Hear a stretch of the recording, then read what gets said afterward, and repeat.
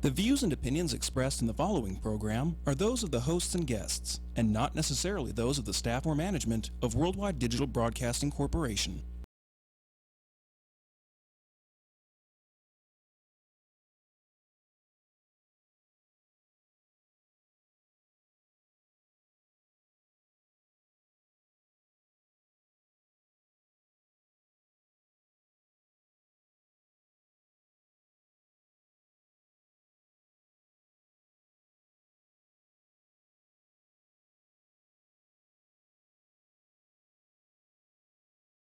Folks, we're back. This is Steve Sanson, Jim Jonas, Britany Nicole, Mantis, Toboggan, and Christina Ortiz of Veterans of Politics. This is the host, co-host, and special co-host, so you can see everybody at one time. Today we're going to have a special show going for an hour and 15 minutes. We're going to have James Dean Leavitt, who's running for Las Vegas Justice of the Peace. I believe it's Department 1, I think. Deborah Lippis, Justice of the Peace. Lippis vacated that seat. And then we're going to have Danny Tarkanian, who's running for United States Senate. United States Senate, yeah. And then we have a special guest. Her name is Christina Gruber. She was one of the victims that was shot at the Las Vegas strip mass shooting. So that's going to be our special guest, folks. Jim, you got anything? No, actually, I don't really have anything. We got a lot of guests on the show, and more important to hear from them. How about you, Britany Nicole? I think I'll have a lot more when our guests come on, and ready for that, so I'm keep passing it down. All right, so we're going to go to the two chatterboxes. Christina? No, today. Oh, hell no. No, but my thoughts do go out to Vegas Strong, and this year was my 10-year reunion, and the entire Bonanza senior class there had their floats and the homecoming dedicated to Vegas Strong. So, okay. So Bonanza High School actually does something good for the community. I'm a Cart Charger. I'm surprised. We roll proudly, unlike you Chargers. Yeah, Proud. I got to give you a little bit. That's some people that grew up in Las Vegas know that the Bonanza Bengals and Cart Chargers are rivals. So. Well, we have the better community. Yeah. I'm scared to ask Mantis if she has a rant. You ready? Oh, hell. Should I get a pillow? I've got all the pillows. Oh, okay. I'm ready to go. She's ready to go. She's ready to Is your tushy comfy with that pillow? Well, what kind of rants you have there, Mantis? I actually don't have a rant. It doesn't seem like doesn't seem appropriate today. I think everybody in town has done a really good job with everything, including blood drives, and everyone who was at the event did amazing things for each other. I don't know if you know, there were threats against the public schools this week. Really? Yes, somebody was threatening to shoot up the public schools. My daughter was terrified. It went all evening and all night. The police managed to find who was doing it. He was arrested. Everything's been fine and great. And so I read a different news. I thought it was a girl at Centennial Hills High School that had threatened Centennial Hills. Or that's what I read. Oh, okay. From what I understand, it was...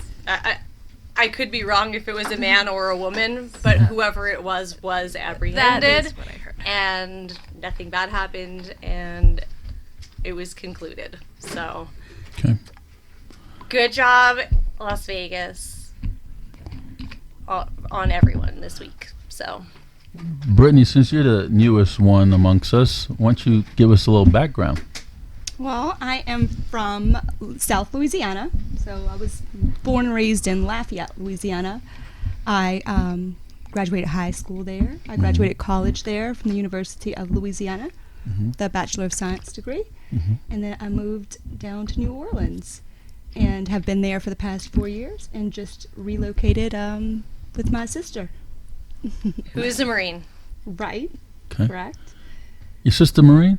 She is. Oh, wow. She did a tour in Afghanistan. Okay. And so she works out here in Las Vegas. Okay. Aren't you an educator? I am. Oh, you keep missing that part. What does educators always miss saying that they're educators? That's the best part about Exactly. So my degree is in early childhood development and education, and I'm licensed in Louisiana. Pre-K through third grade, highly qualified. Right. And I write in my spare time, usually on political issues. Okay. I've written quite a few pieces that have been published online. So you're a writer as well. Correct. Huh. So you But she could. teaches right around Steve's level. And Well, I have to blend in with them. I'm tiny, and sometimes it takes me a little while. So kindergarten's it's really good for me. We're gonna pawn Gabby off on you. I'll pay you. So you could help us with our articles because sometimes they need a little grammar. I knew that was coming, Steve. Yeah. oh, you Help. need Needs some a lot of editing. Lots of help. I have you there. All right. Well, welcome, Thank you. folks. In the Las Vegas shooting, the last count was 527 injured and 58 perished. And recently, I went to a funeral for Charles Hartfield, who was a Metropolitan Police officer and an Army veteran. In fact, he was still in the Army National Guard, and his memorial was a couple days ago. And also went to a solidarity concert for all the survivors at Stoney's. That was a couple days ago as well. But I wanted to take a moment of silence for the 58 Americans that perished on that dreadful day.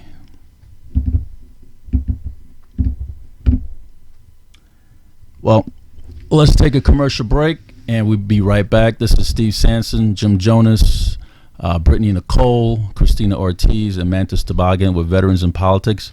We're going to come back with James Dean Leavitt, who is running for Las Vegas Justice of the Peace. We'll be right back, folks.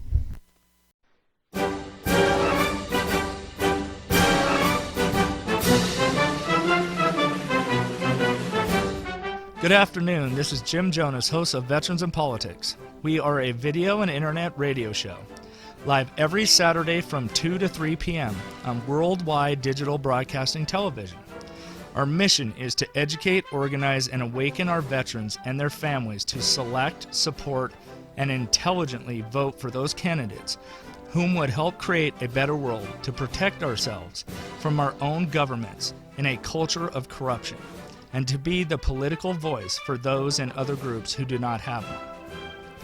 So listen to us live every Saturday from 2 to 3 p.m. on worldwide digital broadcasting television. Or, if you miss that opportunity, it's okay. You can listen and watch our archive broadcast by going to www.www.dbtv.com, or simply Google Veterans in Politics and it will link you right over. It will also give you a list of our upcoming shows, so you can do some research and call in to ask questions. The number is 702-685-8380.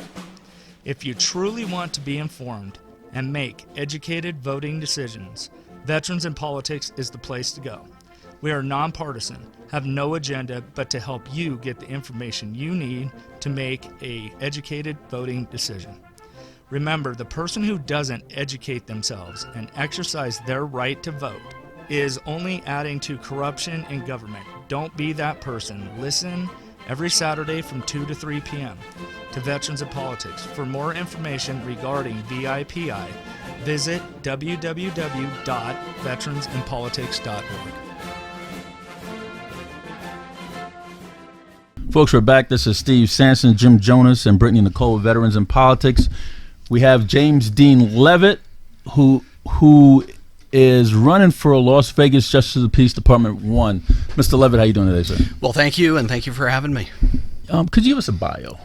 Yeah, a little bit. So I've been in town since 1992. That's when I took the bar. Coincidentally, that's the year that Judge Lippis became Justice of the Peace. So 25 So years. you were for eyeing her. that seat for some time. Well, for 25 years, Okay. right? Waiting for her to step down. Yeah, Right. no, that's not exactly true. So, the honorably way. But I'll tell you, I've had just such great opportunities here. I came here in 1992. Right. I spent 1 year working with Oscar Goodman, our former mayor. Okay. I had a great experience there. Had an opportunity to work with Neil Gallitz, who was a well-known personal injury attorney here. I opened up my own practice in 1994. Okay. 13 years ago, I ran for the Nevada Board of Regents and spent 12 years there. I finished serving those 12 years this past December 31st. Were you termed out? I was termed out, and that's what the voters said. So that Do you applied agree to with me. the voters? You know what? Look, term limits are absolutely a terrible thing. I mean, Speaking of term limits, you think we should? Well, hold on. Term limits are a bad thing? a terrible thing. Absolutely. Why? Explain that a little bit more, though. Well, look, that's what. I'm not trying to beat you up. I just, I want no, your beat me up. opinion on it. Look, that's what elections are for.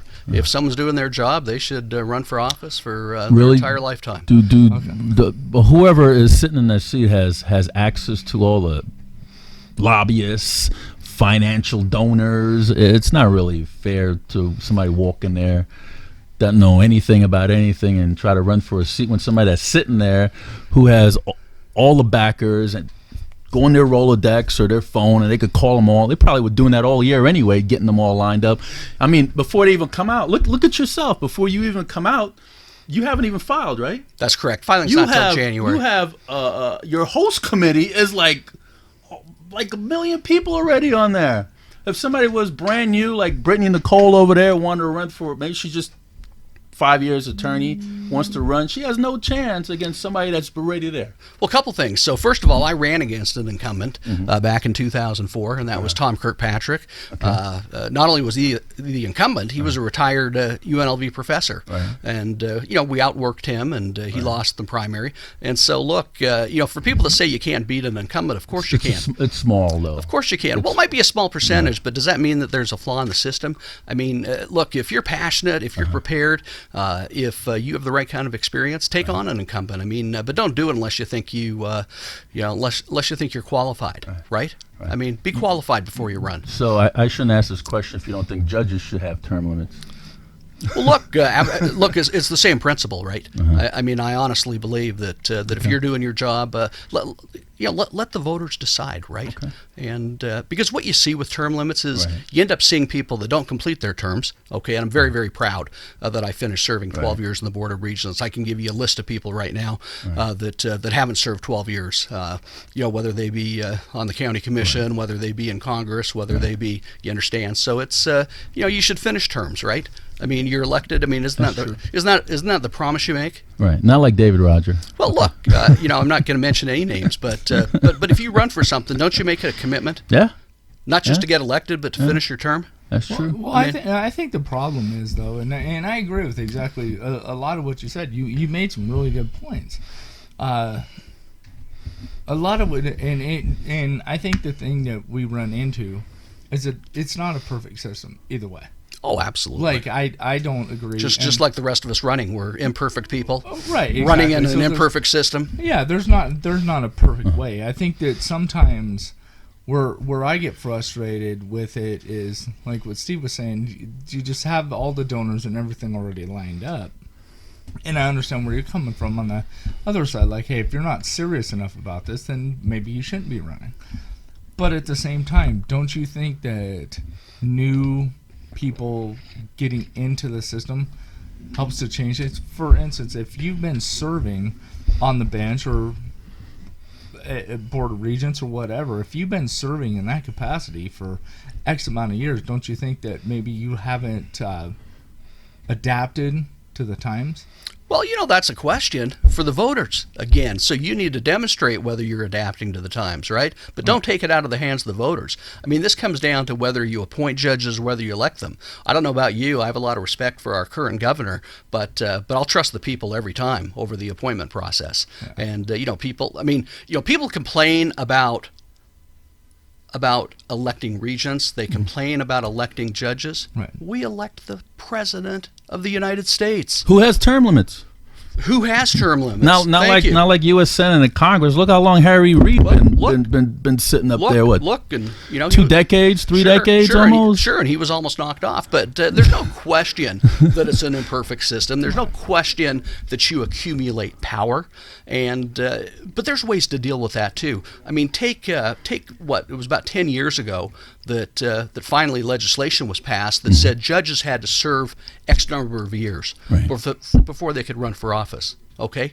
I have no issue with that. Right. How about some qualifications for office? Well, with judges, of course, you have to have a law degree. Right. But take Congress, take Senate, we don't have any restrictions on that. Now I don't know what the rule is. Do you need a high school degree? Do you need a college degree? Do you need experience in finance? I mean, what should the rules be? But let's make rules, right? That make sense, right? To level the playing field, to give people equal opportunity, but you do accumulate power, and that's the danger. That's always the danger of too much government. That's the danger of incumbency, and if you don't adapt, frankly, it's the job for someone else to come along and demonstrate that. And I like a lot of what you said, and I think that some of those. Now, I do agree with term limits, so we'll just agree to disagree on that because we're not going to talk the whole show about that, but. One of the things that I do think is very important about what you just said is, and one of the things that we try to do here at Veterans in Politics is educate the voters.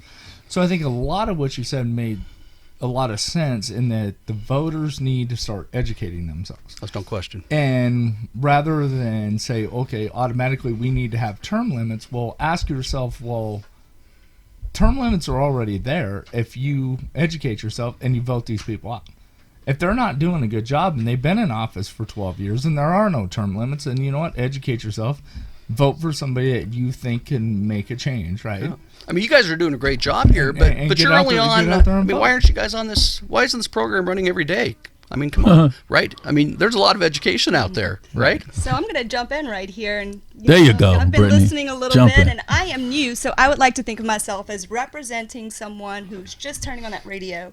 Maybe you're millennial or whatever the new generation is called. Maybe they're in high school, they haven't taken civics or free enterprise, but hey, they can vote.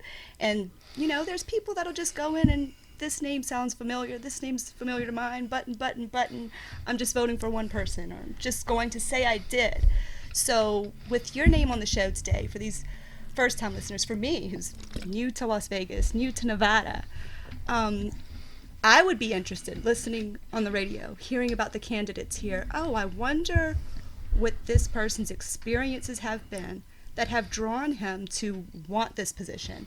What qualifications, because you've spoken a lot about that, so what qualifications do you have that differentiate you from the other candidates that may be running or potentially may come in to run? And, just if you could speak a little bit about your experiences and how they've maybe given you some tools that would separate you. Yeah, so fair question. So first of all, right now, I'm the only announced candidate right now in Las Vegas Justice Court.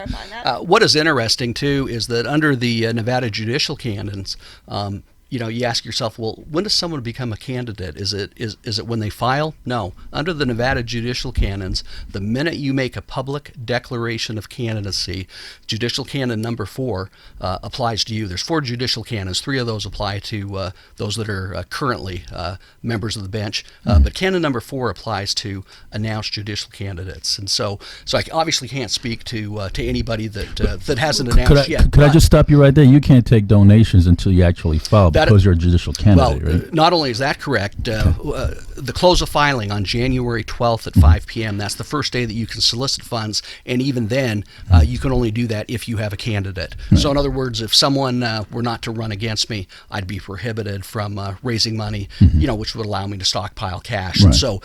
And I believe in that, and that's appropriate, because why should I have that advantage the next time? And so that's an example of laws that we can pass, to try and level the playing field, right? Why should someone that doesn't have an opponent be able to call up every member of the bar and, get their $1,000, and all of a sudden now you have $200,000-$300,000 in the bank, which makes it almost impossible, right, when you're up for re-election. So that's an important mechanism that we've talked about. But in terms of your question about experience, I've been practicing law for 25 years, and specifically criminal defense. So If anyone had much more experience than I did, they'd either be retired or dead. So why what's don't- the justice, excuse me, what is the position, and I'm playing kindergarten student teacher here, but I am curious, what is the position justice of the peace, the seat that you are running for? What is so very important and unique about this seat? And you've given us a little bit about your law experience. So personally or otherwise, if you could just kind of like explain a little bit about the seat, how it's unique, what it entails, and what makes you passionate about this position. Yeah, so let me tell you, first of all, Justice Court is what we call a court of limited jurisdiction. And what that means is Justice Court judges handle everything from traffic offenses all the way up to murder. Okay, that's quite a wide spectrum. But what happens is at Justice Court, you preside over felony cases until you've determined that there is slight or marginal evidence to believe that a crime's been committed. So you preside over misdemeanor trials. So, for example, if someone were arrested tonight, for example, and they were to show up in court Monday morning, they would show up in one of the 14 departments in Justice Court. They would be arraigned by the Justice Court. The bail, if appropriate, would be set. Again, if you take that case to its conclusion, there'd be a preliminary hearing 2 weeks later. You'd review the evidence presented by the prosecutor as well as the defense attorney. You'd determine whether there was slight or marginal evidence to believe a crime was committed. So you handle the entire case unless it goes to trial. Felony trials are handled in just district court. And so that's really the difference between Justice Court and district court. But in Justice Court, you have high volume. You have a lot of people in front of you, a lot of interesting people. It's a role where you need to be respectful. You need to be courteous. You're dealing with people's lives. You're making decisions as to whether to release someone, what the conditions of release are.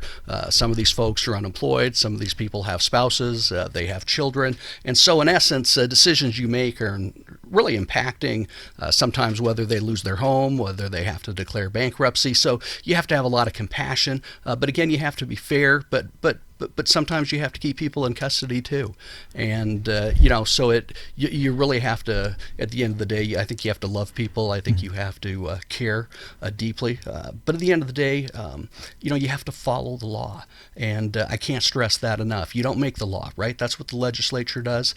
It's my job to follow it to the best of my ability, and That's refreshing. well, it's the law, right? Well, you should be in family court. Well, you can fix a lot of problems over there. Well, they seem to have a problem following the law over there. Well, look, obviously I can't. No, I understand. I don't. I don't practice in family court. I'm over there. So I want to piggyback on what he said. Juvenile crime, but go ahead. What type of law do you practice? Yeah, I do almost exclusively criminal defense. I do a little bit of gaming, a little bit of banking, but really the bulk of my practice over the last 25 So years. here's my other questions. Why don't you wait for a district court seat in 2020?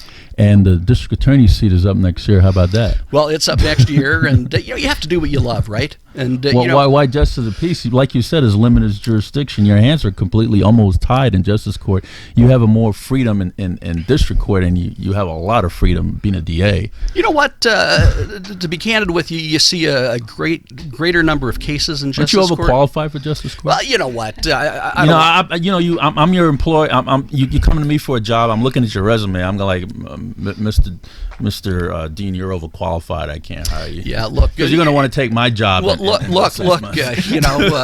voters, they may not vote for me. Because 5 years. I mean, it's 5 years for justice. 6-year terms. 6-year terms. No, I mean you have to be a practicing attorney for 5 years. I believe that's to the qualify rule. for justice, and you have 25 years. I do. You could even also run for Supreme Court. There's positions open next year, and but justice court is what what I'm interested in right now. It's what I'm passionate about, and like I said again, you're dealing with a wide volume of people. At really the basic level, they've just been arrested. You understand? You want to get them fresh. Well, you know what? It's just you can make a difference. I mean, you're dealing with people. I mean, you're in district court. When did you run for this seat before? I mean, justice of the peace seat before. Oh, before? Yeah. Well, first of all, I had an obligation to the voters to finish serving on the Board of Regents, right? But you keep running for region. You could have just stopped and went for a justice of the peace seat. Look, it's a lot of fun running for positions that don't pay, and that's what the Board of Regents was, and that was a labor of love. And sounds like our jobs. Huh? I mean, why would I be smart enough to run for something that actually paid? Right? Why would you? Yeah. No, I mean, that's the question, right? Okay. Yeah, no, people joke So about that. But, what kind look, of difference you think you're going to make as a justice of the peace? Well, look, you just have to do what you believe is right, not just on a daily basis, but on a case-by-case basis. I mean, you're seeing upwards of 100 different defendants in a day. I mean, that's the number of people that are on calendar. I do a lot of court watching. No, absolutely. Well, and you watch a lot of empty courtrooms. Come over to Justice Court. People are actually there. Empty? They're pretty full. I've sat in Justice Court a number of times. No, Justice Court's full. I was joking about family court. Right. I mean, you're watching doors over there. Justice Court. You've been following me. Huh? Court's open. Court's open for business in Justice Court. Okay. Is that like a got you for family court? Look. I'm just going to weigh in on Justice Court. That's. Okay. I think that's what I'm qualified to speak about. Okay. Do you have anything else to add? Look, it's an incredible opportunity. I mean, people forget that. People talk a lot about the right to vote and how great that is. But what about the right to run for office? You understand? And look, if someone's more qualified than I am, and they outbattle me, and right? I mean, that's what's great about this. It's supposed to be a test of ideas, and the person that's best qualified. You're going to think I'm crazy, but when I ran the first time, there were 6 people, three people the second time. I love that. The more people, the better. And make your case, and if someone outduels me, I'll tip my hat, shake their hand, and I'll move on to my next adventure. Well, I'll tell you, I give you a lot of credit for saying what you said right off the bat, that term limits are a bad thing. Because I'm sure when you came in, you pretty much, if you followed Steve and I at all on Facebook,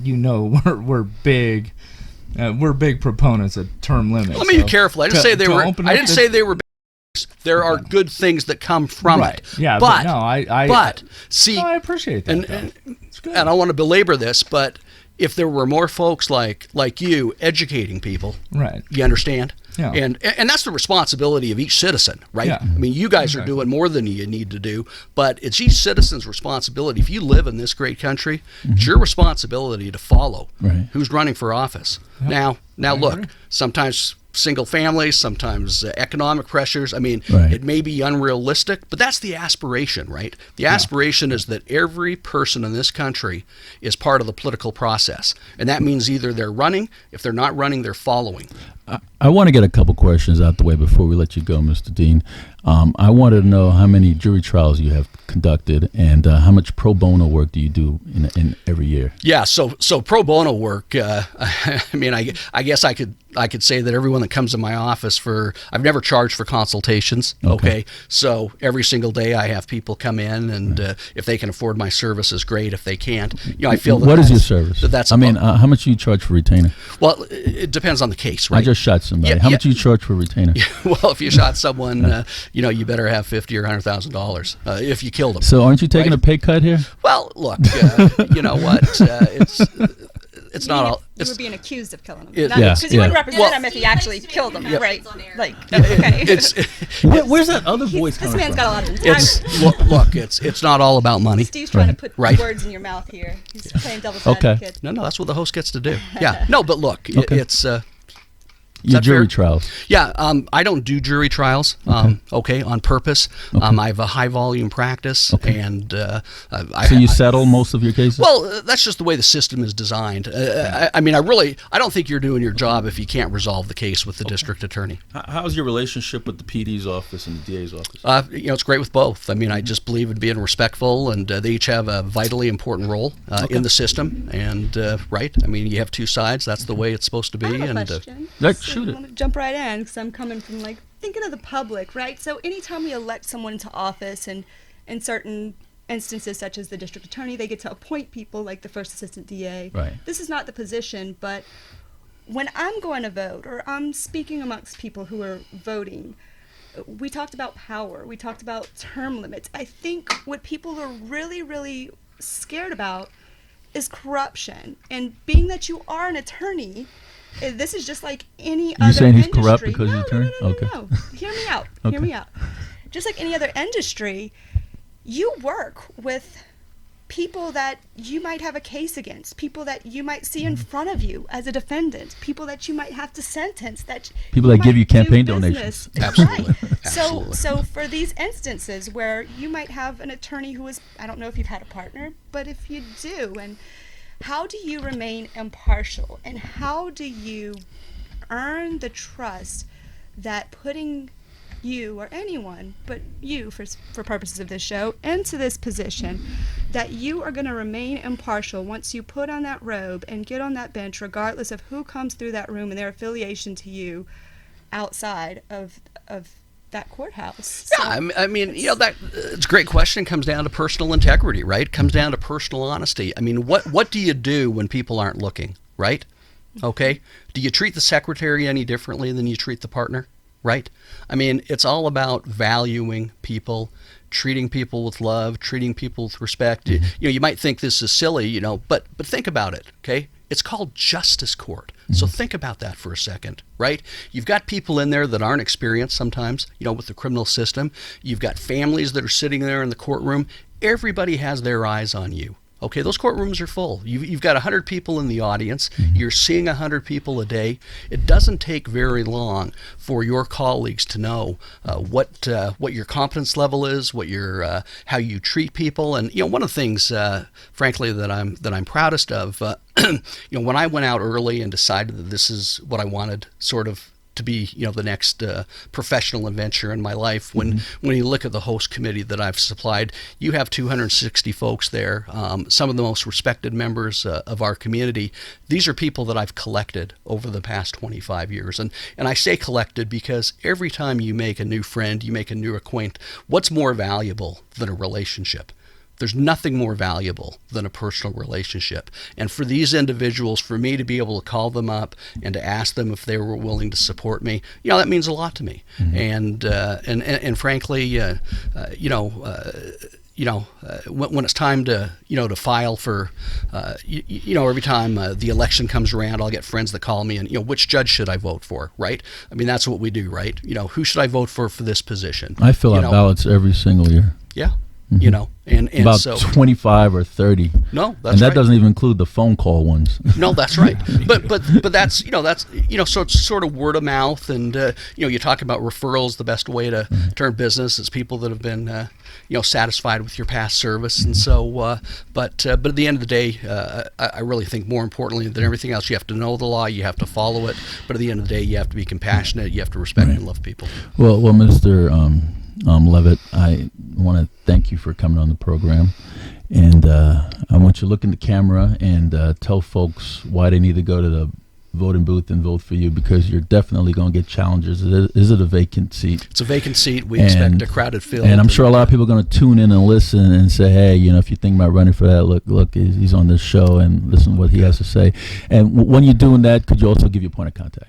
Yeah, look, you can contact me anytime on my cell phone at 702-277-5555, jamesdeanleavitt.com, and be happy to talk to anybody that's listening to this program, and happy to address any questions about my background, my experience, and why I'm running for Justice Court. I'm happy to come back here anytime. Speaking of that, you're not related to Michelle Leavitt, right? I am related to Michelle. Well, she'd be about a Leavitt. sixth cousin. Okay. Yeah, okay. So distant but direct. How about Brandon Leavitt? I don't know Brandon, but I suspect if his name's spelled the same way that we're probably related. No, Michelle, Judge Leavitt kind of made sure that there was no relation. No relation? No. Okay. I'm not sure who Brandon is. Okay. Okay. Folks, that's James Dean Leavitt, who's running for Las Vegas Justice of Peace, Department 1. This is Steve Sanson, Jim Jonas, and Nicole. Britany Nicole, she has two first names. They always say be wary of people with two first names. Britany Nicole with Veterans in Politics. Don't go away, folks. We're going to come back with Danny Tarkanian, who's running for United States Senate. We'll be right back.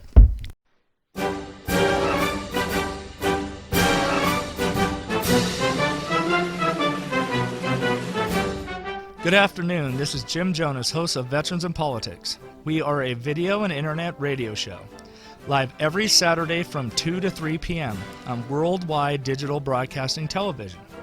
Our mission is to educate, organize, and awaken our veterans and their families to select, support, and intelligently vote for those candidates whom would help create a better world to protect ourselves from our own governments in a culture of corruption, and to be the political voice for those and other groups who do not have one.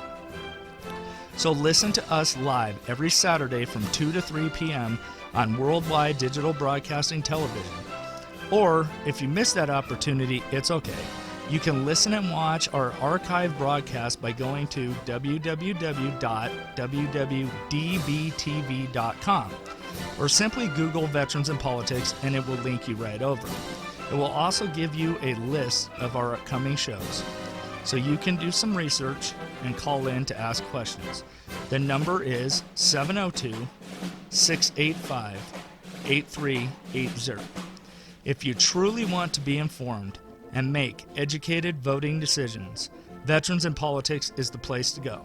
We are nonpartisan, have no agenda but to help you get the information you need to make an educated voting decision. Remember, the person who doesn't educate themselves and exercise their right to vote is only adding to corruption in government. Don't be that person. Listen every Saturday from 2 to 3 p.m. to Veterans in Politics. For more information regarding VIPI, visit www.veteransinpolitics.org.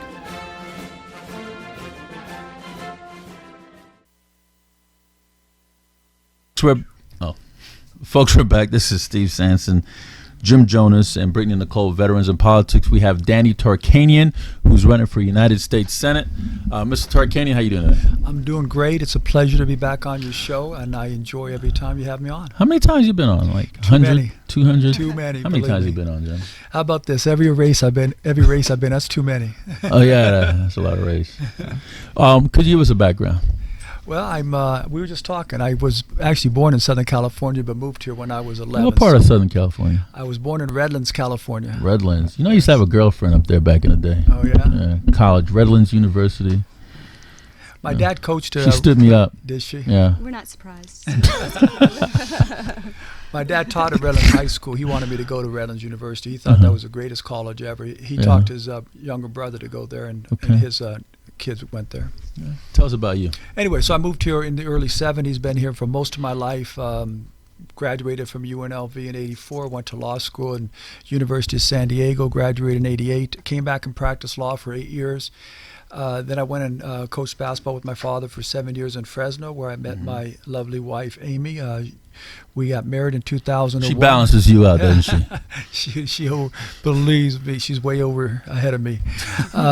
We have 4 young kids. My oldest daughter, Lois, is 14. She was named after my mother. Right. I love your mom, Lois Tarkanian. Yes. Great city councilwoman. She's up, right? Great woman. Yeah, she's actually termed out. Okay. Anyway, then I got twin daughters, Ava and Ashley, that are 12, and my little boy, Jerry, who's 7. Right. And I moved back to Las Vegas in 2002 when my father retired from basketball, and I started the Tarkanian Basketball Academy, a nonprofit youth organization that teaches young kids how to learn the life lessons. I want to stop you right there because I have a question Okay. from one of the viewers that knew you were coming on. Here's a question for Danny Tarkanian. Why is there not an American flag hanging in the Tarkanian Basketball Academy facility? Well, I don't know. I think most of the places that have gyms have flags, but most of them deal with public schools or some type of school systems.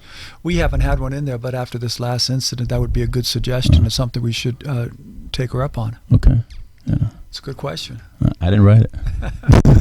So anyways, Keep going. I started the basketball academy because I saw that the secondary school system here in Las Vegas was de-emphasizing sports, and I felt that all of the things that I use to try to be successful in the different endeavors I have in life, I learned through playing sports. And I think it's very important for kids to learn how to compete, how to handle adversity, how to come back after loss, how to win with dignity and lose with class, as my father would say. So we run about we've had thousands of kids come through the program, and it's great to see some of these young ones now out of college and working. And I also do some real estate work. I used to buy and sell real estate when I was younger, and then we have a piece of property that we decided to develop, and I've been developing now for 15 years. We almost lost it during the recession, but thank you. Still have it? We have it. It's 100% leased as of August. It took us 10 years from once. Where's this property located? It's on the northeast corner of Cimarron and Warm Springs, across the street from the Santa Martin Hospital. That's where you have your law firm. Yes. Okay. Yes. Speaking of that, I don't really practice law anymore. There's a nice lady who runs that firm. What's her name? Samira Knight. Okay. Good friend of the show. Tarkanian and Knight. Speaking of that, you're the only one that successfully sued someone in a defamation, and you won. And the reason why I'm bringing that up because I got involved on the other side, but and you won that, and then you sued the current Jackie Rose in your last race in the defamation, and you won that one as well. Well, it's so far, but we will. It's who's the attorney on that one? Samira was working with a partner that she has, or somebody she's associated with named Jenny Foley. Okay. They were okay, but this is the I won the first defamation lawsuit by somebody in politics in 2009. Mike Snyder. Mike Snyder, and judge awarded me $150,000. You got paid? Yeah, I got paid, and the attorneys took. Where's my cut? Well, the attorneys took $135,000 out of it. They left. Damn.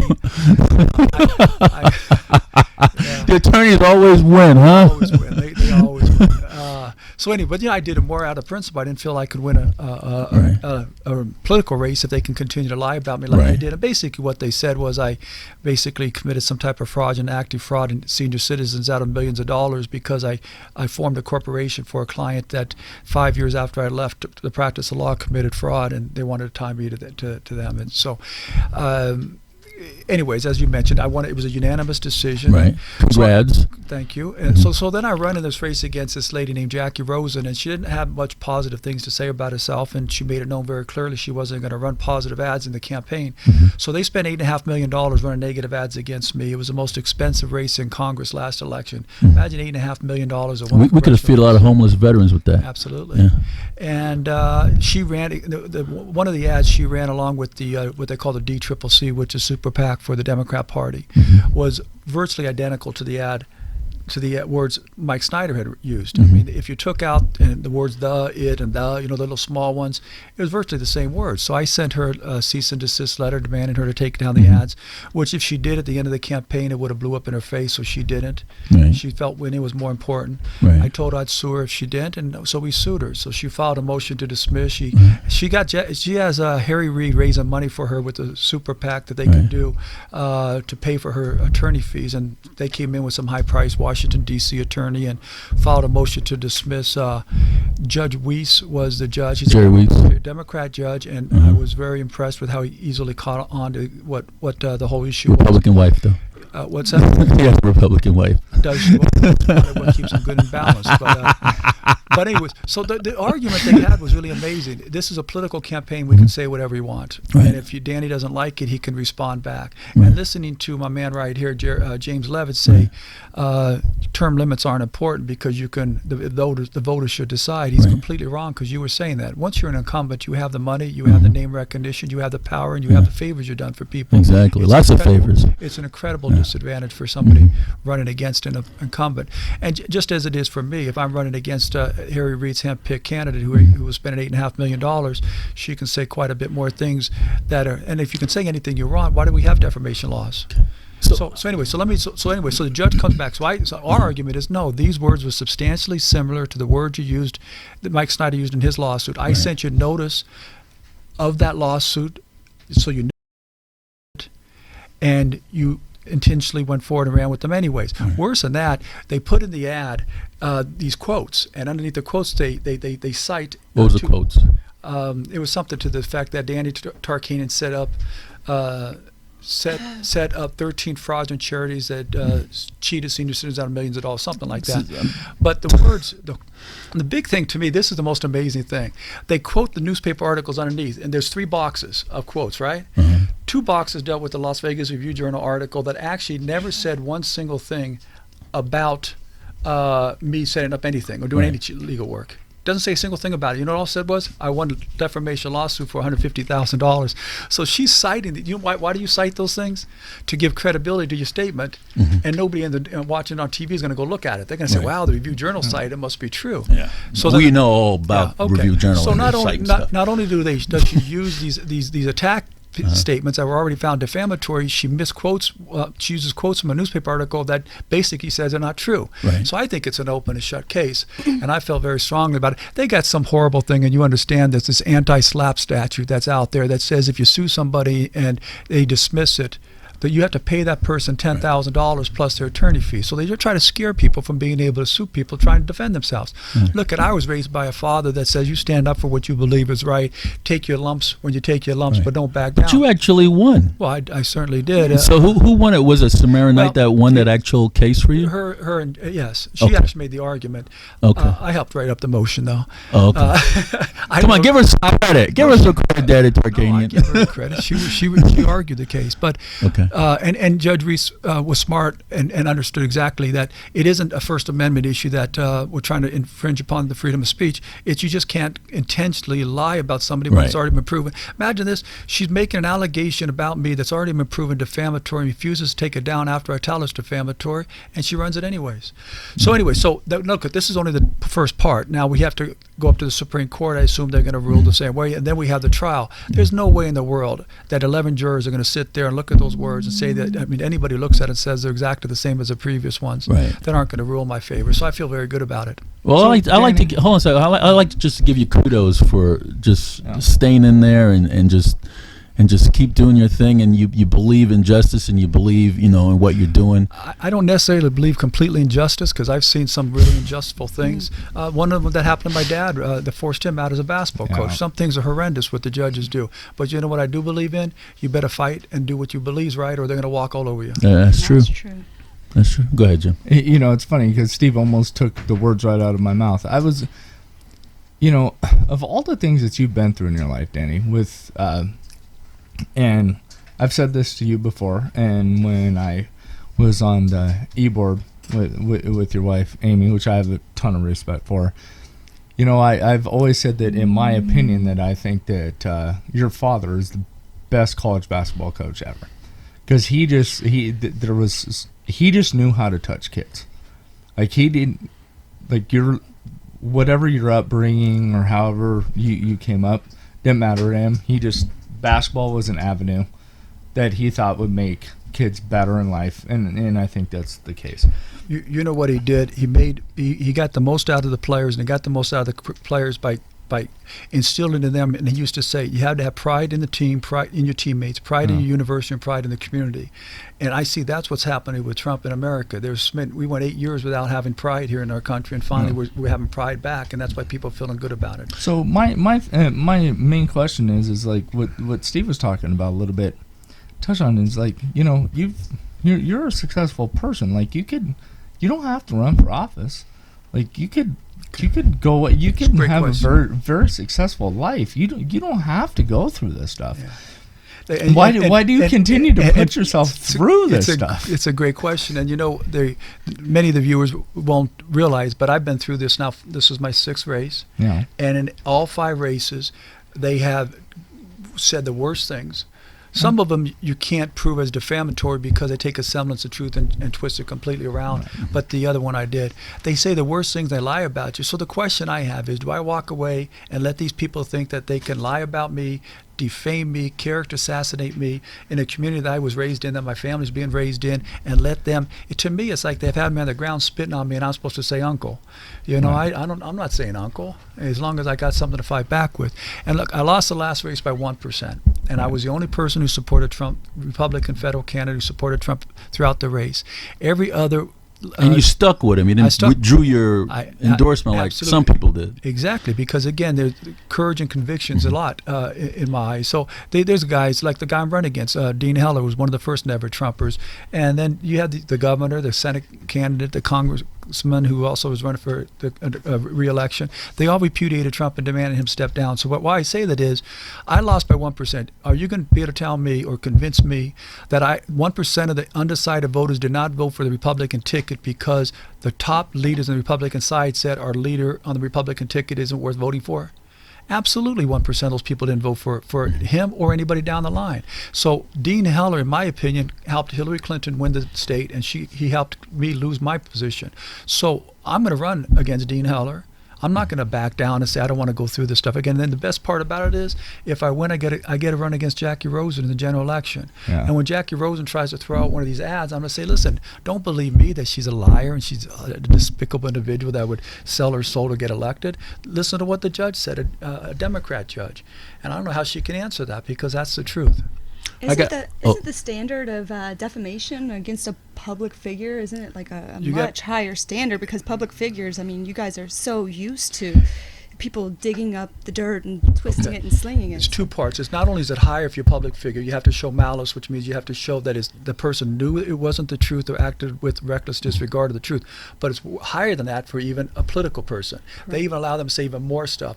The problem Jackie has is she absolutely knew it was false, so she can't say she didn't, because she knew about the lawsuit. She ran her ad with quotes from 2 newspapers that said the lawsuit. I gave her the cease and desist letter, and she ran it anyways. Danny, I got to ask you this question because somebody took a photo and sent it to me. It says, it's from the Daily, I don't know, Call Out, something like that? Caller. You familiar with it? I was on the Daily Caller when I was in Washington, D.C. Okay. It says, Danny Tarkanian tells MSNBC he would do something on gun control if elected. What do you mean by that? Yeah, I don't think that was a Daily Caller. That was another, it's a Washington-based conservative group that... Yeah, Daily Call Out. Okay, Call Out. It's not the Call. Daily Caller is a bigger, more respected organization. From what I understand from my consultant, this is some establishment conservative group that's tied to Mitch McConnell. So what they did was they took words from what I said, and it's really horrendous what they do in politics. They take these words that were said, and then they ignore words that I say, and then they take another word I said out of context and try to put them in there. And they did this in this ad. They asked me first of all, the guy asked me about gun control, and we're going to do something about it. I said, look, this has been 36 hours. Can't we let our city grieve and talk about the things that we've done to try to help each other and the heroic statements? So then he goes, but we've gone through this stuff. When is it early enough? I mean, when can we discuss these things? And I said, look, you just had Ruben Kuhn on. He gave 3 reasons, suggestions of what should be done for gun control to help solve this problem, and none of them would have solved the problem. So the guy comes back to me a third time.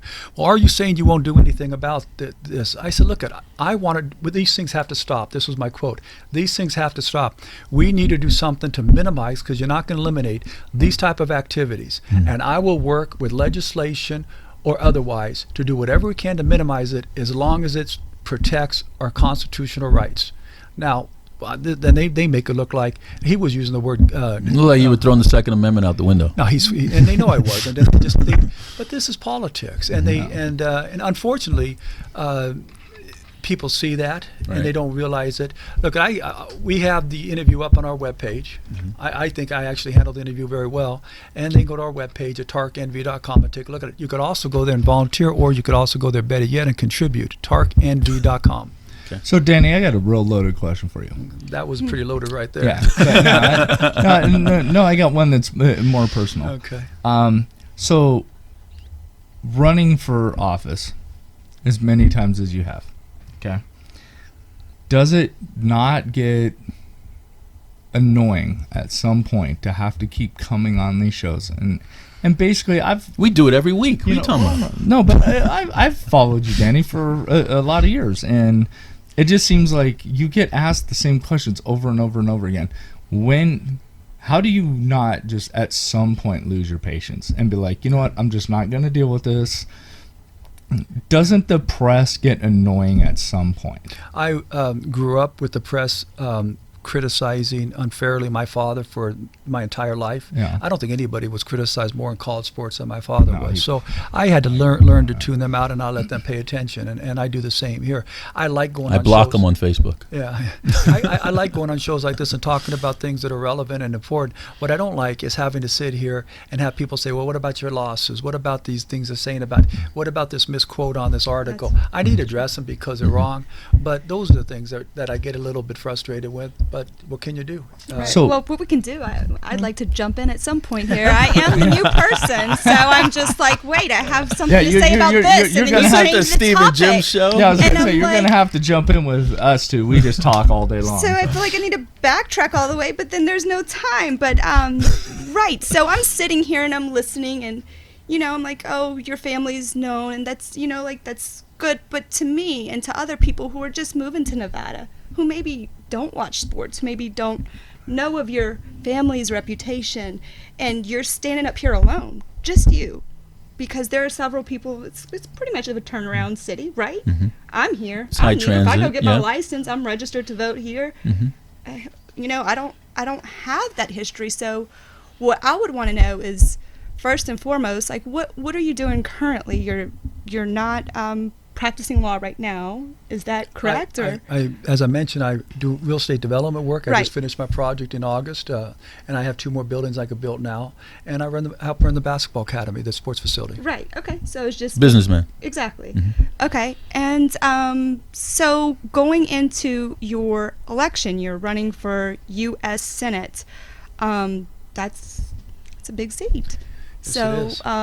what? I was recruited to run in that seat. I was going to run in that congressional seat again, the one I lost by 1%.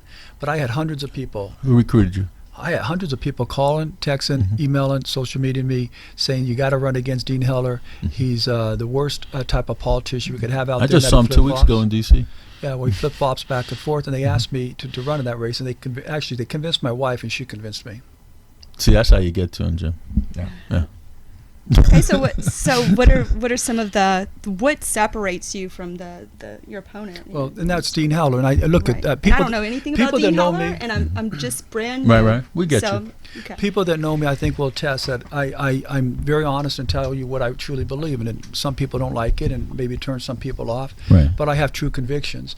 I've shown the courage to stand by those convictions. I don't back off. We've been on this show 5 different times, and I've never changed what I strongly believe in. Right. Now, if somebody can educate me and convince me to move another direction, I would do so. But I have strong convictions. I have the courage to stand by those convictions. I think the fact that I have never given up through all the onslaught I've had shows that I'm an incredibly tough fighter. I get that from my mother and my father. And I think the leadership skills and the work that I've done in sports shows that I can be a consensus builder, bring people together and get things done. Now, Dean Heller on the other side has flip-flopped on virtually every major issue that Nevadans care about. First of all, he was one of the first never Trumpers, saying he would never vote for Donald Trump. He said, I vehemently oppose our nominee. And then after I got in the race, he says they actually voted for him. So for 4 months, he's telling voters he's never going to vote for him, and he vehemently opposes them. But as soon as he finds out he has a primary after the election, he says he votes for him. To me, he's either lying to the voters 4 months in the election, or he's lying to them now. The worst thing you can be in politics is someone who doesn't tell the truth to your constituents. Second of all, he promised he was going to repeal Obamacare, and actually voted to repeal Obamacare in 2015 when he knew President Obama would veto it. Well, when 2017 came around and he knew Donald Trump was going to sign the repeal bill, he joined one of 6 senators to change his mind and voted not to repeal it. So he broke his word again. He campaigned for election saying he's going to be tough on illegal immigration, and then once he got elected, he joined the Gang of 8, wanting to give amnesty and citizenship to illegal immigrants. He was campaigned when he first ran for office, saying he was going to eliminate any funding to any organization that performed abortions, including Planned Parenthood. And then in June, he gets caught in front of a wild town hall where they were screaming out the Planned Parenthood funding, and he promised on tape, I promise you I'll defend and protect the funding for Planned Parenthood. Now, when you continually lie to the public to appease different constituencies, that makes people upset, and that's why these 100+ people were calling and asking me to run against him. Yeah, because he didn't have political cover. He doesn't have conviction Right. of his positions. He is more important to be a non-termed out senator. He wants to be in a position where he maintains a Senate seat. And that's the most powerful seat in this, besides the governor in the state.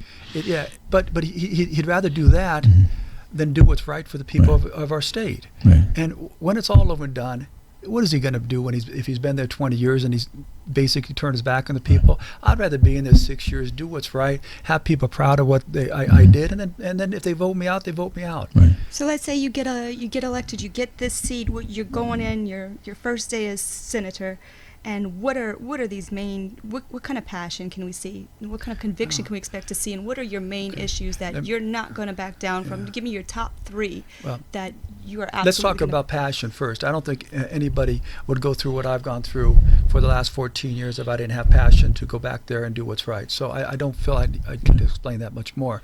I believe very strongly, and I think it's taken a while, but it's about time that somebody finally started talking about putting Americans first and the America First policy policies of President Trump. Look, there's some things Donald Trump has said and things that he does that are different from me and my style. But he does it, and that's his style. But you know what I really like is what he's trying to do for America. He says, hey, we need to protect America workers first. I believe in free trade, but it should be fair trade where we get the best trade policies. We're the world's economic force. Why don't we have the best trade policies? Why do we give better trade policies to our rivals? I don't believe we should be going overseas and being nation building and spending trillions of dollars overseas unless there's an imminent threat to the United States national security or its citizens. We shouldn't be going overseas spending trillions of dollars and young men and women dying. I believe we need to secure our borders. And the Democrats said they agreed with that in the early 2000s. They voted for it. Who doesn't think we should have a secure border? I believe we need to get our economy going full steam again. You can't do that if you don't get rid of these unreasonable regulations that Obama passed, and he's doing that, and also getting a tax system that's fair to everybody.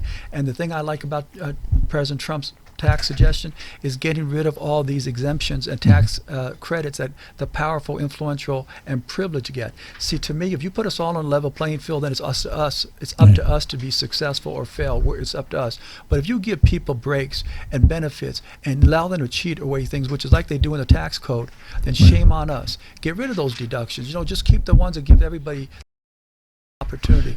I love those things about what President Trump has argued, and I'm going to be a very strong and vote for those. Well, Danny, and for the interest of time, I want to thank you for coming on the program. I talk too much. Is that what you're saying? No, you're fine. I want you to look in the camera and you tell folks why they should go to the polls and vote for you and your point of contact. Well, I talked a little bit about what I stand for compared to what my opponent stands for, and I don't think anybody can argue those facts. And if you agree that you want somebody back in Washington, D.C. who's honest, has conviction and courage, we'll fight for those convictions and courage, and we'll work with their other colleagues to get things done in Washington, D.C. You got your man right here. I hope that you'll vote for me. And you can go to TARKNV.com, and we're just getting our website up. We should have it up on Monday. We have a front page, what they call a splash page right now. So if it's not by Monday, it'll be up by Tuesday. Well, Danny, thank you so much for coming on the program. Folks, that's Danny Tarkanian running for United States Senate. This is Steve Sanson, Jim Jonas, and Britany, Nicole, veterans in politics. But don't go away, folks. We're going to have Christina Gruber, who was one of the victims in the Las Vegas mass shooting. We'll be right back.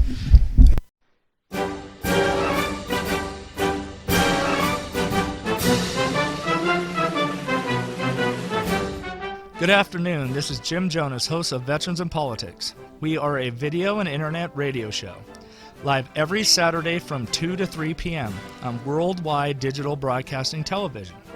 Our mission is to educate, organize, and awaken our veterans and their families to select, support, and intelligently vote for those candidates whom would help create a better world to protect ourselves from our own governments in a culture of corruption, and to be the political voice for those and other groups who do not have one. So listen to us live every Saturday from 2 to 3 p.m. on worldwide digital broadcasting television. Or if you miss that opportunity, it's okay. You can listen and watch our archive broadcast by going to www.www.dbtv.com, or simply Google Veterans in Politics and it will link you right over. It will also give you a list of our upcoming shows, so you can do some research and call in to ask questions. The number is 702-685-8380. If you truly want to be informed and make educated voting decisions, Veterans in Politics is the place to go. We are nonpartisan, have no agenda but to help you get the information you need to make an educated voting decision. Remember, the person who doesn't educate themselves and exercise their right to vote is only adding to corruption in government. Don't be that person. Listen every Saturday from 2 to 3 p.m. to Veterans in Politics. For more information regarding VIPI, visit www.veteransinpolitics.org.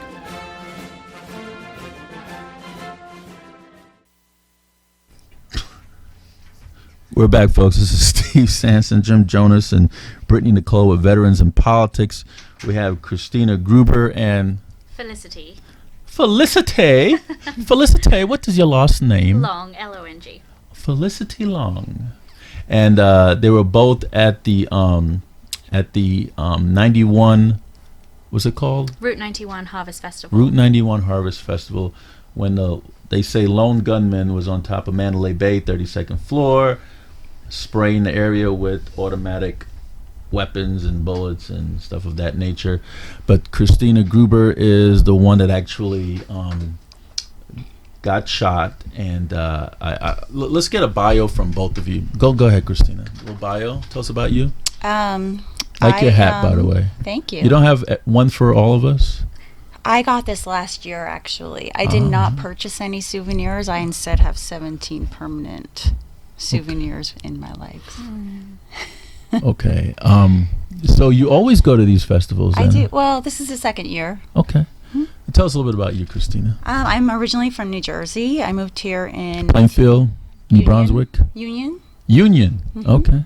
I moved here in 1997. I finished college out here. I'm a CPA and controller for a company out here. Oh, you like numbers, huh? A little bit. Okay. You good at math? I guess so. Fractions? I should be. Algebra? I'm a single mother of two. My daughter. Two? My How daughter old? Sierra is 13. My son Jake is 7. You have a 13-year-old? I do. You don't look like I need to card you or something. I get that a lot. Go ahead, Christina. That's really it. Oh, I'm also a triathlete. So you like to run? I do. I like to run. I've done 4 triathlons this year. Wow. I've done a couple full marathons and Wow. probably at least 15 half marathons since 2009. Athletic girl. And you, ma'am? Far less accomplished than Christina. We worked together. We met about a year and a half ago when Christina joined our company. You've been BFF ever since? Oh yeah, I just make everyone my friend, and then we go to all these country concerts and live the good life. So I've lived in Vegas since 2014. Before that, I lived in Kansas for a year and a half, and shockingly, the accent Have is you met not Dorothy? from Kansas. I have not met Dorothy, sadly. Okay. She has escaped me, but I don't know, maybe I'll go back and try and find her. Before that, I grew up in England, so yeah, much more boring. What part of England? I grew up in a county called Lincolnshire, very small town. How far is Leeds from there? It's pretty far north, maybe about 3 hours north. Okay. Yeah. All right. Then I got family out there. You do? I do. That's lovely. I went to school in Oxford, Okay. the Medium Business School, worked in London, and then moved to America. So. Okay. So, Christina, let's go back to Sunday. Okay. Did they wand you, metal detect you while you're walking into the concert? Yes. Okay. Was that your first day? Wasn't it like a 3-day festival? So had you gone the days previously? I was there Friday, Saturday, and Sunday night. They wand you. They check your purses if you had any. And that's crazy because none of the assailant came from in the venue. Was from outside the venue. Exactly. So just tell us about that day. What happened? You were getting your pretzels and had your big gulp, listening to music. Don't put the story in. The entire weekend was about everyone just having a great time, listening to their favorite bands. Who was your favorite band? I was there Ooh, that rocked. weekend for It's Jason awful. Aldean. So you came for the main attraction? Yep. Okay. Him and Eric Church. Obviously, I loved all the bands. Michael Ray, Brett Young. Was it Dixie Chicks there? No. I kind of like the Dixie Chicks. Felicity and I attend many concerts together. We even travel out of town to go visit, to go attend. Charlie concerts. Daniels, he was in there? He I was like him not too. there. No. I like The Devil in Georgia. That's an awesome song, boy, I tell you. I like that song. So was it general? Like all the tickets were general admission, being all on the fairgrounds? I believe there's VIP admission as well. With what were they? Some sort of suites? Yeah, they to had the these side? kind of suites to the side, and then like a neon lounge, which was just like a covered area with their own bar and lobster mac and cheese that we sadly never got to try. I know. Lobster mac and cheese. I know. We So got promised it, and we just never got it. I know the things he'll do to get out, giving us. So food. where were y'all camped out when you first got to the grounds? Was it the same place all 3 days, or was Sunday any different? Like, were you next to the stage or closer to the entrance and exits? We're always in like the same. We always somehow gravitate towards the right side of the stage, up near the front, just in case. Is that your favorite spot? Yeah, we just enjoy that kind of atmosphere, and like there's something about soaking up the music and the moment, and really I want to know how you guys were dressed. Were you wearing a big belt buckle, cowboy hat, some boots and spurs? Okay. Boots always boots. So they weren't running boots then? No. Can't run in those. They became running boots. Were you guys a little a little bit closer as soon as Jason Aldean came on? Did he finish the set that evening? And he was set to be like the grand finale, his performance? Yeah, so he was the final performance. Jake Owen performed just before he did, and my friend Beth and our friend Beth and I, we had left towards the end of his set because we are not as hardcore. It'd been a long 3 days of partying and dancing, and we called it a day, and we had parked at Mandalay, so we walked over there and headed home maybe about 45 minutes to an hour, I think, before everything went down. So I had left. Did not leave her by herself. There was a ton of friends with her. So I was going to ask that. Yeah, I would have stuck with her we had too. A big group. There is no dragging her away, and I would have made new friends anyway. About what time did you depart from the concert? I think it was. I'm not even sure of what time we left. Sometime after 9, but before. But you left earlier. I left earlier. Yeah. Were there any drinking going on, like Charlie Daniels, Jack Daniels? A little. I mean, it is a country concert. No, no, Jack Daniels goes around in country concerts. It definitely goes around. I've been to a few country concerts. I might not look like I've been to a few country concerts. I don't sound like I belong at a country concert, but I know all the words. Because I like some of the music. Don't get me wrong. I'm from New Jersey. I'm mixed. I'm a country person from the music city. brings people together. So. I know they say music calms the savage beast, and believe me, I need a lot of calming. So you're enjoying the music. Mm-hmm. You're hanging out. You're hanging out with your friends. You're drinking. I have not to jump in, but I'm going to. I'm trying to paint a picture here. You messed up my oil stroking there. You interrupt quite a bit because your painting is like watercolor. It drips down, fades. Oh my gosh, you still remind me of that. What's her name? Christina Ortiz. Go ahead, Nicole. So we've heard that a few people that were up closer to the stage thought it was really odd that there was a woman who had supposedly said something along the lines of, "You're all going to die tonight." So my question before you get into the climax of things happening is, did you also hear this from other people at the concert, or did you happen to witness or see this yourselves? Was there anything kind of off or anything at all different about? There was nothing off.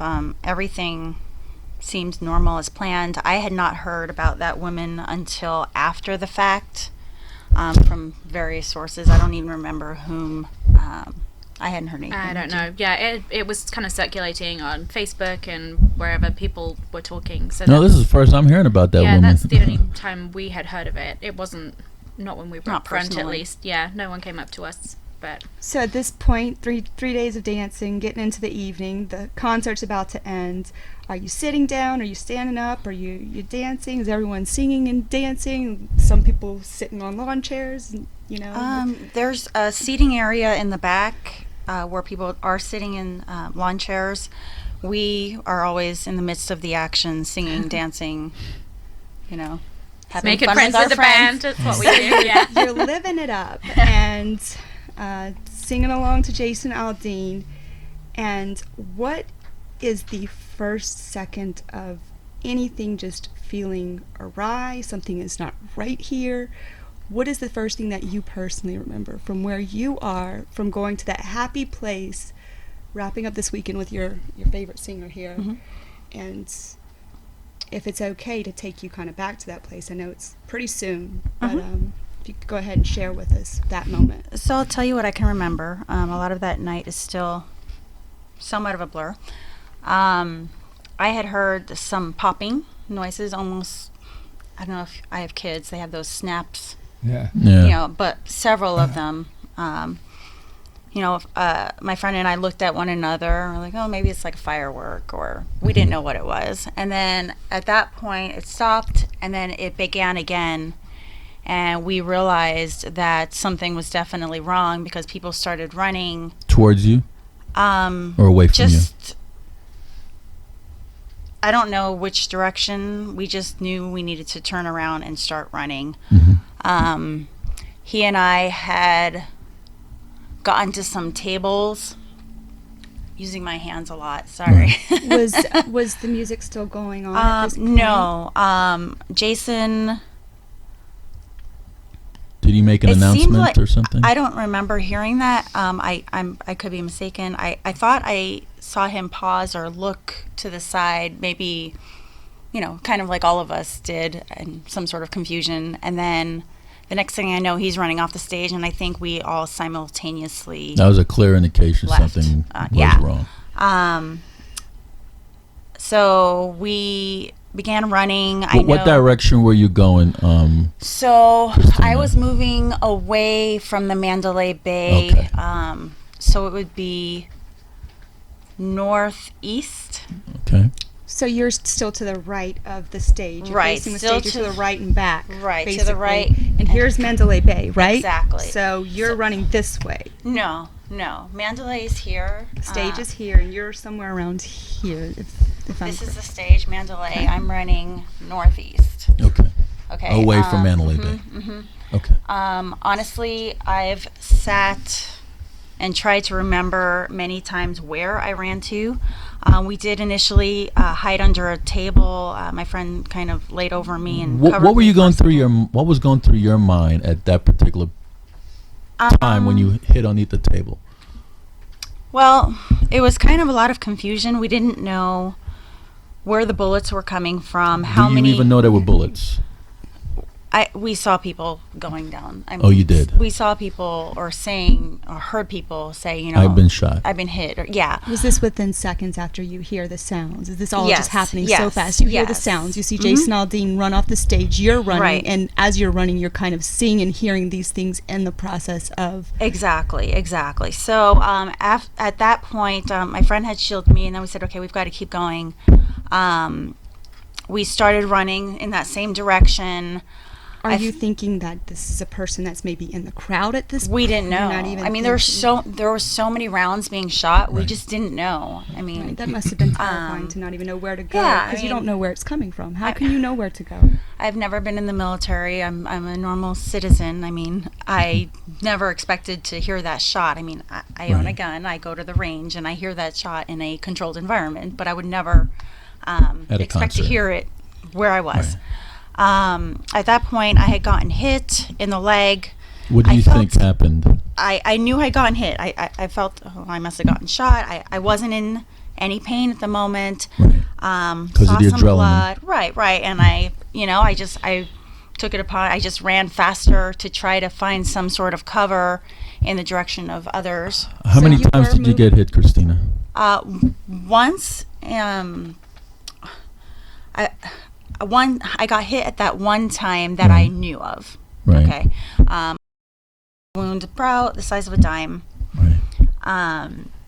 At that point, my adrenaline had been going so fast. I was just trying to seek cover, and I just kept thinking in my head, I just need to get home to my kids. Running, saying, please, I don't want to get hit again. Just running as fast as I can. Finally, I had gotten behind some sort of a structure. Don't know what it was. Let me stop you right there, Christina. Well, when you first got hit, how far away from Mandalay Bay you think you were, or in the venue? How far away were you? In the center of that venue, or were you close to the end of the venue, or were you more closer by the stage area? Where were you? I was further away from the stage area. Okay. It was after the tables, where I could only assume were the tables where the bars were set up. Okay. So, that's a long distance away from Mandalay Bay. oh yeah, absolutely. Yeah. Absolutely. What made you get up from underneath the tables? I know you said that you take cover underneath the tables at for one a point? split Was second. there a stampede? Was it just like what No, made you leave from? I wasn't trampled. There wasn't that large of a. I mean, And you were with friends at this time, still with friends, right? at that time, and then after I had been hit, it's to my knowledge that someone got hit behind me, and my friend assisted. Where did they get hit? I'm not sure. I'm not really sure. They probably shield you. Yeah, but at that point, I took off. Right. And, I mean, he's very tall, so I said, okay, I'll keep up, Right. He's got very long legs. And And at that point, I had gotten to the structure where some strangers who were also concert goers, but I don't know if they had paramedic background or. So you're still moving on your legs. Nobody picked you up or anything. Oh no. I got myself to shelter. Okay. I PR'd that day. Okay. And at that point, they were assisting me and then had carried me out to the main road Right. where a stranger, they put me in some stranger's car, at which Right. point they applied a temporary tourniquet. I Right. still have the belt at my house. Right. And then brought me to Desert Springs Hospital, at which point they transferred me to Henderson after that. How many patients were there that you saw generally? Were there patients from the shooting at that hospital? Yeah, it was mostly that. I don't have a lot of clear memory of a lot of that evening. It's still kind of coming together. So you're suffering from any kind of PTSD because It's you usually block possible. out. I mean, we were at the doctor's office and there was a strange noise coming from the vent that kind of freaked you out. Freaked me out a little bit. But Felicity actually was one of the first of two people that came to the hospital and probably saw a lot more than I did. Right. Did you still have your phone and your purse or whatever it is? You brought your belongings with you, or? My phone, a nice lady actually took my phone, one of my boots, and my car keys at some point from me getting into that vehicle, and was taking calls on my phone, letting people know that I had been hurt and I was being transported. And she actually brought the phone to me the next day and had been in contact. She found my parents' number. Oh, wow. She found strangers some friends did this. Yes, strangers did. Yeah. And they were staying downtown somewhere or on the strip somewhere, and actually drove all the way up to Summerlin where I live to bring my belongings back to me the next day. They were taking calls and calling people, letting them know. They didn't know where I was going at the time. How long were you in the hospital for? 7 hours, 7 hours maybe. I think I was released about 5:30 in the morning. They do surgery on you? No. They're actually, they decided to keep the shrapnel in me because there is... How much shrapnel is in you? I've got 10 in my right leg, 7 to 8 in my left. So you've been shot twice then? Honestly, I had no idea about these other pieces in me until Unless the it next hit the day. ground and ricocheted. I'm thinking that's probably what happened. Okay. But it was I never had a It's a bullet dirt field, inside though. me. Yeah, I mean, I never had a bullet Right. inside me. It's all shrapnel. Right. But I guess the natural scar tissue will form over the pieces, and there's so many scattered everywhere that there would be too many incisions, too much of a recovery process in order to try to remove them. So I just have to be careful for infection over the next couple weeks, but I should be up and running and training again within the next couple weeks. So the shrapnel, that's the fragments of the bullet. Fragments from the bullet, yeah. So. But the only way it could get in her second leg without being shot, it would have had to have ricocheted off of something, hit something, and then on impact, sprayed, and then you were in that line of fire. So yeah, whether it was the girl behind her who got shot and it ricocheted into the back of her legs, because that's where all the shrapnel is, the back there. So it's kind of impossible to tell, I guess, with how much was going on. Well, but so I guess the only question I have a few friends that were there as well, and the only question I have now is there's a lot of people on Facebook, and when stuff like this happens and you weren't there, like I wasn't there, like people that weren't there don't get it, and so you hear we got all the different ideas about how we can make things like that more safe, or situations like that. I don't think there's like a real government solution to any of this. I think that when you live in a free society, unfortunately you're gonna have, and for everything to happen to you is just tragic. And thank you very much for coming on, because that's not an easy thing to share. So I mean, yes, my question is, so now you're focused back on, you're going to be back and you're going to go back to training and stuff like that, but will you ever go to another concert again? Absolutely. I'm going to Stagecoach. Yeah. Wonderful. Yeah, I want to clap for that. She's a little fighter. You can't let people scare you out of doing what you love. Exactly. You know what they say? Something. There's a whole proverb. It says, "I rather die on my feet than live on my knees." Mm-hmm. Yep. And I truly believe in that philosophy. Right.